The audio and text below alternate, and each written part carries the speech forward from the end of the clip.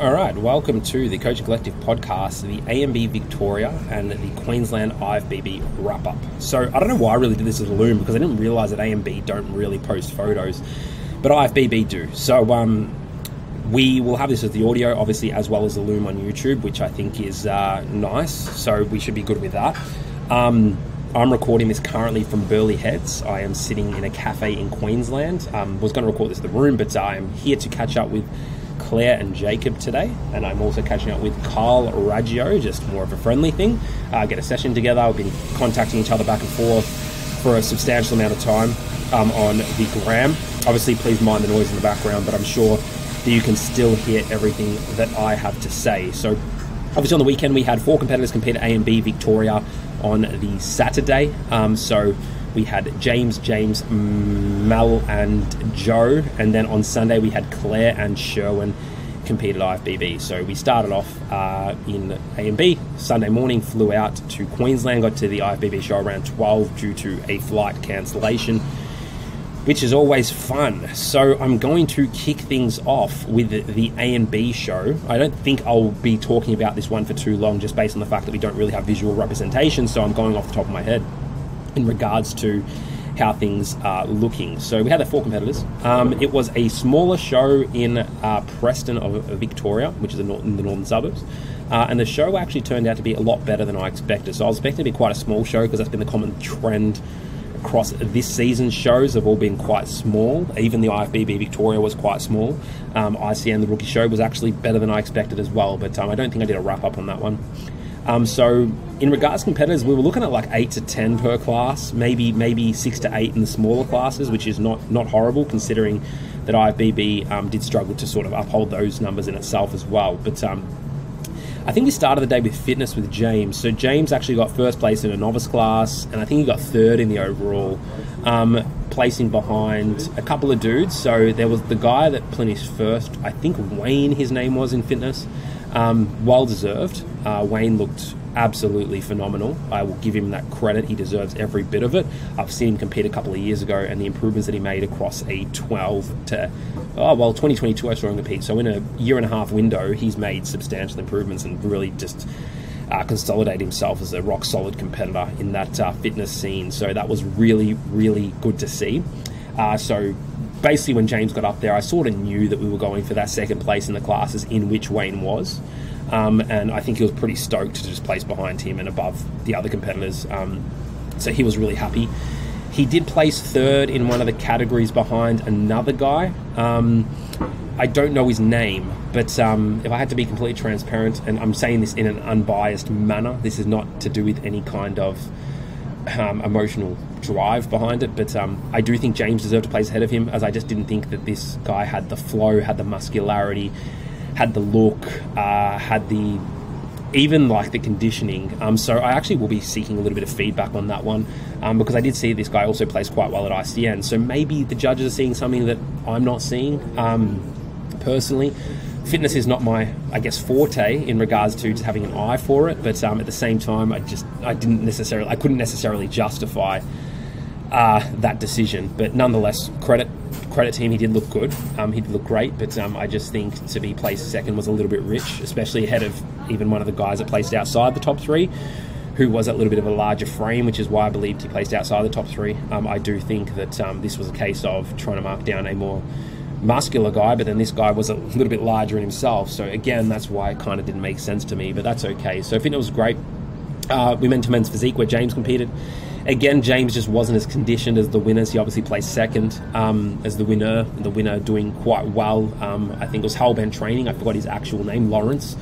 And then one of the other guys, I forgot his name too, but I do, Freeman, early Freeman, like really good competitor, both in terrific shape, good poise, great posing, deserved winners. James definitely deserved to place behind these in the categories, complete transparency there, but we obviously made the decision to pull James out of the shows, and the reason we did that is because we just don't think we can close that conditioning gap within the 3 weeks. And we just don't think that the real drive, like underlying drive, is there to actually close that gap, especially considering that he's travelling at the end of May. So this gives him ample time to actually complete the reversal. We copped a little bit of criticism around James, around not timing his preps well. The thing was, James's intention the whole time was to do NBA on the 12th of May. He would have been in condition for that, but James is on his third prep. I prepped him for the first show. He was prepped by AJ Morris, arguably the best natural coach in the business. For the second prep and the third prep, obviously me again.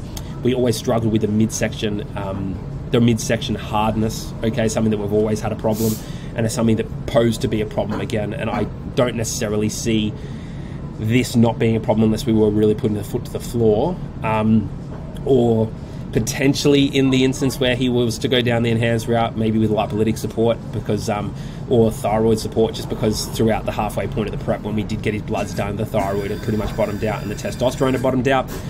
Just to reiterate this is not a coaching issue. If you think it is, you don't know what you're talking about. This is a individual issue. Let's just say I had two boys compete at IFBB a couple of weeks ago. We had them both run labs at about 6 weeks out, just because I was tossing up whether to throw in thyroid support. One of them had completely bottomed out. T4 was out of the bottom end of the range. T3 was out of the bottom end of the range, and we obviously cued thyroid support. The other one was still on the top end of the range, and arguably the dude who did have the top end of the range was being pushed harder. So it is an individual issue. You can try your best to keep up testosterone. You can try your best to ease in refeeds, maintenance blocks, etc. If your physiology wants to go down that route, your physiology is going to go down that route, and that's pretty much it, okay? So yeah, James obviously made that decision to pull, but the men's physique, winners were well and truly deserved. Then we moved into sports with Mel and Joe, who did quite well. We obviously missed the mark on the overall win just from being a little bit too conditioned. We didn't mind being too conditioned, and the reason we didn't mind being too conditioned was because we obviously need to fit the molds for both sports and fitness, and obviously the little bit more hardness, sharpness, etc. is obviously awarded in fitness, and they were more looking forward to slapping on the bikinis and doing fitness than the other. Number one. Number two, I'm not one to really want to pull a client back from their best if I don't need to, but it is a decision that we will make coming into NBA. And the reason that's a decision that we're going to make coming into NBA is because if they want to go for an overall, well, more so Joe, if she wants to go for an overall because she does like the sport, we can soften her up, but it would mean that we may potentially be holding ourselves back from doing really well in the fitness category. Okay, and then obviously we moved into fitness, which is here. Both of them placing, well, I think Mel placed second in the overall, Joe would have been third. Both of them getting gold medals in their respective divisions, but Gym with Mads, I forget her real name, Maddie Fua, she obviously took away the win. Phenomenal physique, like looks like a polished competitor. Regardless of the fact that it is her first time. Obviously a larger human being as well, very, very muscular. Look like boys amongst men, if you just put that into women terms on that stage. No one was really beating her. What would my feedback be around her physique for anyone that cares? Very fucking polished. Phenomenal physique. Tie-in sharp. Delts sharp. Back out of this world. Is she fitness? I don't know.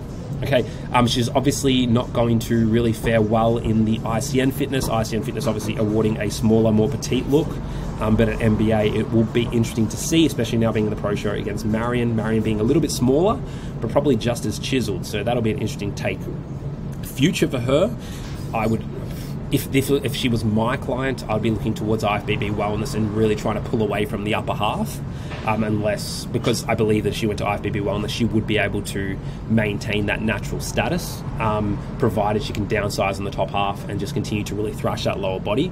If she went into physique, obviously that's where you start to tip the line on like heavy PED use, which she probably wouldn't want to do, and you wouldn't want to encourage someone to do that. And then obviously there is also figure, where I think she'd do really well as a natural as well. But just based on the glutes and the lower half, I think if you really just de-emphasize that upper body training, she could do really well in that department. But again, it just really does depend how well she holds onto the tissue on that top half, because if she holds onto it like well, then obviously the de-emphasizing of the training might not really give the reward that you would be after. But phenomenal physique and full credit. I think probably one of the more impressive competitors that I've seen for some time, as a matter of fact. So that was really good. But ANB, all in all, great show. It was a nice little entry-level show for my liking. And what I mean by entry-level show is it probably wasn't as large as others, and it wasn't necessarily entry level because all the competitors were quite strong, but just did give that more casual country show kind of vibe. So without further ado, I want to get into the IFBB Queensland show, which was a phenomenal show. Definitely my favourite show of the season so far, like without a doubt, the one that I enjoyed watching the most. Some competitive athletes and also some non-competitive athletes too, which was quite surprising. I did say to the boys that I wish they did do the Queensland show, as I believe they would have placed incredibly well, especially the juniors. So show was well run, show was smooth as always. Great venue, the Sleeman Centre, Sleeman Sports Complex, probably my favourite venue. Lighting on stage is a little bit crap, but that doesn't disadvantage me as long as it's not disadvantaging my athletes. Claire, obviously a last-minute entry into the IFBB. Been training not that long, been with me only about 24 weeks. Had no intentions of doing IFBB until Wednesday night. Obviously completely natural, smaller person. In the juniors lineup, she was the only one with a tie-in, or with a tie-in under those lights anyway, because as I said, the lights in the lower half, just because they all do come from the top, can be quite hard to really showcase a lower body on that stage. You need to be in to show that you are in on the on that venue's stage. So, and then Sherwin obviously doing the opens class. A little bit of a misfire with the prep there, just obviously some personal stuff that we will not get into because it's none of anyone's business except our own. But we had a very stressful prep with some significant life events occurring, and it did show towards the tail end of the prep. But we've already gotten back to work, mapped out a timeline, catching up tomorrow. It's Wednesday the 24th right now, so catching up on the 25th, and just going through what is next for us, because I do believe Sherwin has the size, the shape, the drive, the presentation for it. It's just about making sure that her conditioning is A1, and provided we can just get a good timeline in place, should be fine. I did say to her, because she said I don't want to compete to X date, and I said you need to compete when your life aligns. You will know, like you will wake up one week and you will know that everything is in order, I'm ready to go. Because I did say to her, you are not off from a size perspective, you're not off from a development perspective, we just need to get lean. So we'll start with the men's physique here. I actually watched this from the plane, so because my flight got delayed. Men's masters, I'm not going to really touch on, there's only one competitor. And then we go into the true novice. I think Thor Sakre did place really well as a whole for the whole day. Again, I watched this from the plane, but I did think he was a deserving winner, so there's not really much I'm going to say there. Outside of he had quite a good physique. Obviously not seeing him in person, it was very, very hard to see what his size was like and how he stood next to the other dudes, but I think it becomes more obvious when he stands next to the winner in Rahul and second place in Jackson. So we move across again. Rahul placed first in the novice class. We had Jake on the third place, which I thought Jake actually looked quite good. Probably a little bit more density required at the chest, probably a little bit more poise in the presentation, but again, I watched it from the phone, so hard to really say. And then we had the open class, which is the biggest point of interest. So we had Rahul first, we had Jackson second, we had Thor third. Jackson has copped more than a little bit of criticism about his placing second. I think to say that he's was in a weak lineup, like it wasn't the strongest lineup in the world, no, but Rahul looked good. He was the part, he had the shape, he was men's physique, despite the fact that I thought presentation was a little bit off. So to say that it's embarrassing that he placed second to a superior athlete is almost discrediting Rahul, because Jackson was clearly second, and it was quite a fair bit of daylight between second and third. If he was in Melbourne, he would have placed against Wayne. I think that would have been a more comparable lineup, but again, I did need to see Rahul in person to really know, because I did miss the men's physique category. You can criticise Jackson all you want for being disrespectful. You need to admire what he's done. He's talked into existence. He's put in the work. He's not a genetically gifted athlete. It's just hard work and grit which has gotten him to where he needs to be. He missed out on the midsection. He missed out on the shape. He is a blocky person. I thought this he has a blocky physique, and I've thought this for a long time, and I'm not disrespecting the physique. But as at the start, when he said I wanted to turn pro, I did personally think to myself, I don't know if he's really got the shape for it. As things started to come in towards the end, I did think, all right. And then I thought it would be a big statement to the world for him to take it, because it's quite inspirational for someone like myself. Not necessarily, well, I am genetically inferior. I'm not saying he's necessarily genetically inferior, but it shows if you commit yourself to something well enough, you can get the job done. Obviously, he didn't polish that off, but I do think he's going to be able to do that in the next few weeks. Obviously, he had a dig at a handful of pros, and these pros have returned the digs to him. Again, he put his neck on the line, so he sort of got what he asked for, unfortunately. But I think to say that it's embarrassing that Jackson didn't win is discrediting how good Rahul did actually look, okay? And you could say it's a weak lineup, yes, but he placed second, okay? And he lost to one athlete, and all it takes is one good athlete rocking up on the day and you're not in first place anymore, okay? He still beat the first timer. It's just a little bit ridiculous to say, well, you had a really weak lineup and you didn't even win that, because Rahul looked great, and Rahul is going to be a sniff for the overall and the pro card at the end of the season, provided he can polish up that posing, because I just don't see him beating the New South Wales overall or the Victoria overall without the presentation. But again, I didn't see Rahul in person. A couple of friends said he looked fucking phenomenal. So in person, so I think that will be interesting to see how that elapses at Nationals, and obviously Jackson will make a return, hoping that he can do well, because I am a fan of Jackson, but let's just see what happens. We move into, well, Rahul wins, we move into the Classic Physique Juniors. Full credit to Benjamin Davison, looked definitely the best up there, obviously a smaller frame, but it was overall a weak juniors lineup, from, well, first and probably from third to sixth primarily. Again, all the guys look great, but it was just, I think I'm just comparing it to the Melbourne lineup, and I did think the Melbourne lineup was very competitive for juniors. Like, if you watch that, you know what I'm talking about. But fair winner, no arguing that. Masters, I didn't watch, so I'm not going to... Oh. All right, I just got disrupted by someone. That's okay. So Masters I did miss, so I'm not going to make too many comments there, because I was with my competitors backstage at that point. We move into True Novice. Adam Bodie looked phenomenal. Definitely deserved first, second, and third here. I don't think there's anything to really comment on here as far as I'm aware, so that's fine. No problems whatsoever there. Another win for True Novice.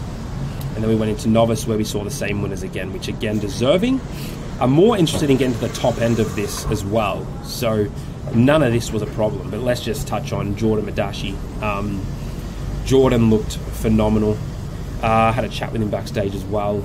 I think he was quite happy with how things went, so that will be interesting to see how that pans out at Nationals as well, coming up against Jackson Guerrin. I didn't really get too good a gist of the winner of the New South Wales, so I don't know how that's going to fare in regards to competitiveness. But Jordan was in condition. He was larger than last time. He was full. He was classic. He was well presented. Deserving winner. And then Ryan just slotting into third again, having a bronze medal collection now. But you got to just respect Ryan. If you don't respect Ryan, you don't respect bodybuilding. And yeah, Jordan definitely, from Dominic Guadillier, however you say that, definitely deserved the win. Was much bigger, and definitely in a little bit better condition, which I think played the most significant part here in the win. So that, yeah, Jordan looks phenomenal. Okay, we move into bodybuilding juniors. Again, similar weak lineup, 40 plus. Only one competitor. True Novice. I actually missed this one, so I'm not going to make any comments there. Corbin Kelly definitely deserved the win here. You can see much more muscular, much more condition, far better shape, etc. Middleweights, we are here as well. And again, Isaac Jeffrey with a clear win. Light heavyweights, Andy Miller, clear win. Okay, Shane Campbell. Well, yeah, clear win. I think Ryan probably could have slid into second, but I think he's just lost it just through a little bit of detail and muscularity. And then we had the overall Joshy Andrews and Anthony Calagueros. I was not too sure how this was going to go, because Anthony looked great. I've been following him for quite a while, but I did see Joshy compete last season, and he is a absolute beast of a human, and it was just due. It was due for him to pull this off, and he is going to be an absolute threat at Nationals, provided he can hold on and hold it together, because obviously last season he did just the state show and didn't move into the Nationals. So I'm interested to see how he sort of fares across the next few weeks, but definitely a sniff and a fucking mammoth of a human again. Alright, so let's move into the women. Vigor, physique. I'm not going to comment there. Don't know a hell of a lot about physique or figure, so I'm just going to keep skipping.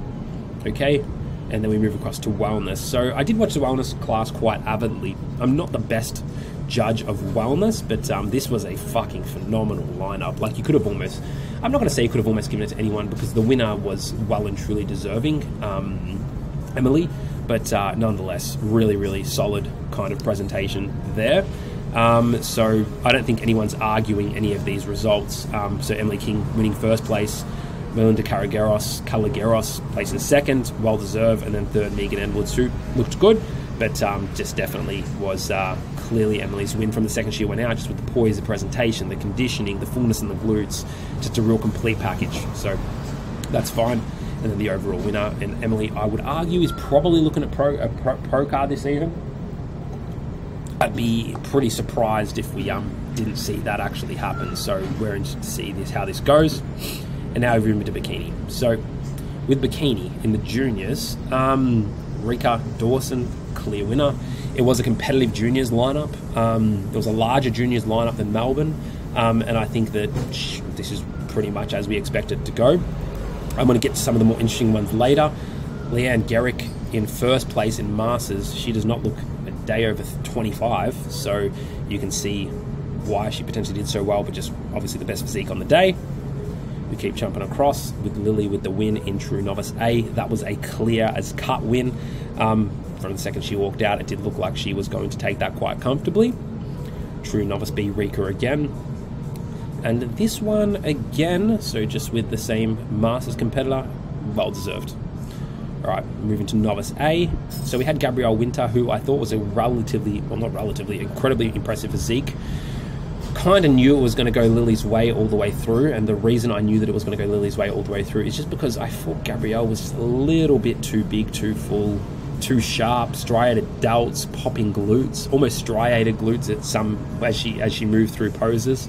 So obviously they just want to keep that close to criteria, and that's clearly what they've done. But you can see here, if you look at the glute development, Gabrielle has phenomenal glute development and fullness, where Lily doesn't necessarily from that side shot, but at the same time, it could be the pose.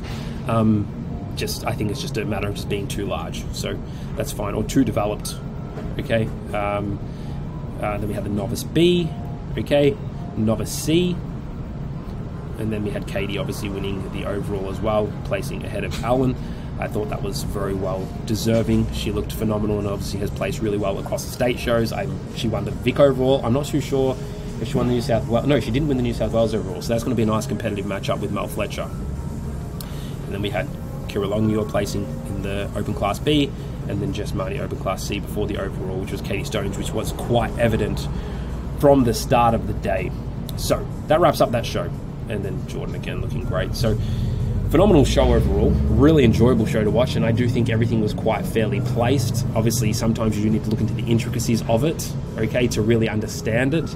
I think this is most evident with Jackson versus Rahul and Gabrielle in general versus Lily, we can say, just because we've probably just slipped away from criteria a little bit and discredit it to potentially think that they deserved it because they are impressive. Yes, they are both incredibly impressive athletes, but those who placed ahead of them were probably just more aligned with the definition of what men's physique and bikini are, respectively.